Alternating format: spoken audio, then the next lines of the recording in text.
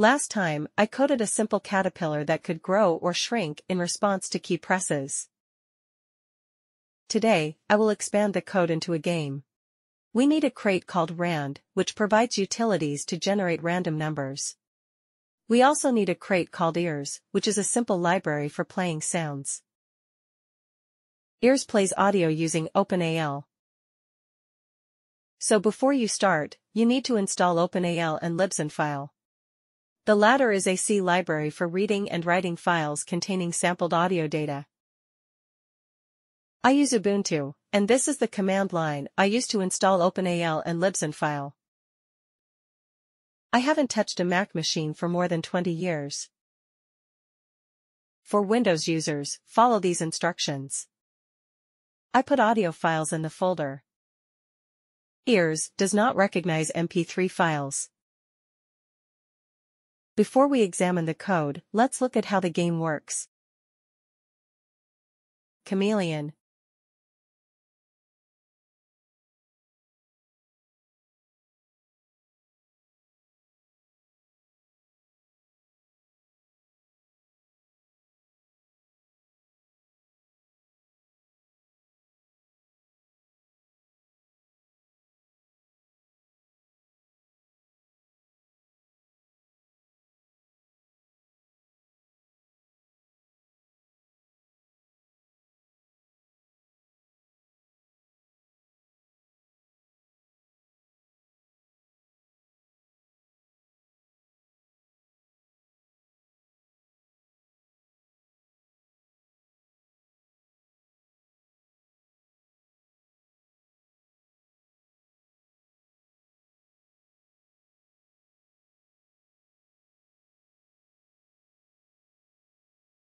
I created an empty file here. In the src folder. Open this file. And copy and paste the code from the last file. I will add new lines in the file. New lines of code are in purple. Thread is very important in modern languages. Please check the official website for more information. Coding using thread makes the application appear to process code in parallel, while in reality, it is not real parallel processing. This tells us how to use thread. RNG is the primary trait to use when generating random values. Add more items to the use declaration. To play sounds, we need this. Two constants are defined here. The constant zoo animals is a fixed size array, the element is a string, and the size of the array is 56. Check online for more information.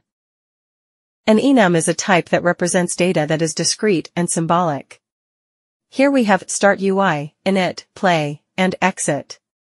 We will use start UI for the creation of startup UI, init for the initiation of the worm and the foods, play for running the game, and exit for quitting the game. Check online for more examples. Currently, we ignore this. The definitions of head and body are exactly the same as before. We add a new struct called food, which has two fields, position and letter. Letter is of the option type. Check the official website for more information. Basically, the option type is a special case of an enum type. In our case, t equals char. The default value of letter is set to be none.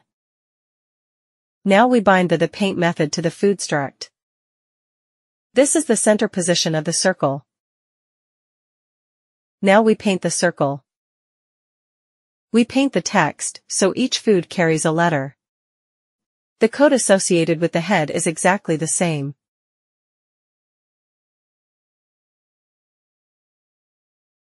Four fields have been added to the struct myGame. GameState is used to control the flow of game activity. The target word is randomly selected from the vocabulary. The word is then split into characters, and these characters are assigned to different food objects. The function, create_foods, performs two tasks. It selects a word from the vocabulary and converts the word into a vector of chars. And it generates the food objects. Here, X and Y are random numbers in the range indicated by the red box. Please refer to the official Rand Crate website and the Rust Randbook website for more information. There is one problem with the way in which X and Y are generated. The food objects may overlap. What we are going to do is to replace the code in green with code that rules out any food objects overlapping with existing foods. Please pause the video to examine the code in green. We use a variable push to decide if a food object is accepted. If the newly generated food overlaps with any existing foods, push is false. Calculation of collision between the worm and the foods is simple. Please pause the video to read the code. This method plays audios. For more examples, please refer to this website. The code for creating the startup UI is quite simple. Just pause the video to examine the code. Now we have the update method. The lines in purple are newly added. We keep the code for handling the keyboard events. We first show the startup page and return for keyboard input. If the start button is clicked, the game state is set to init.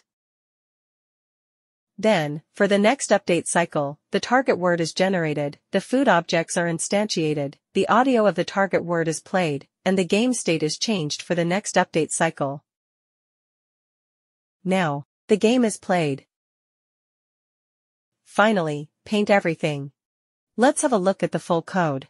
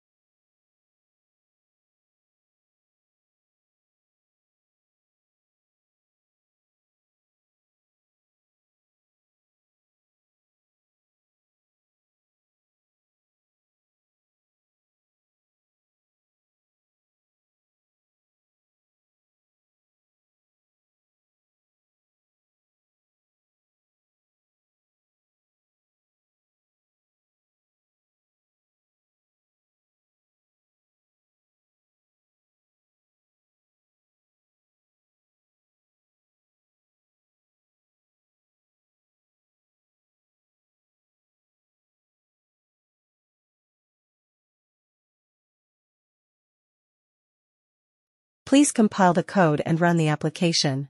Thanks for watching.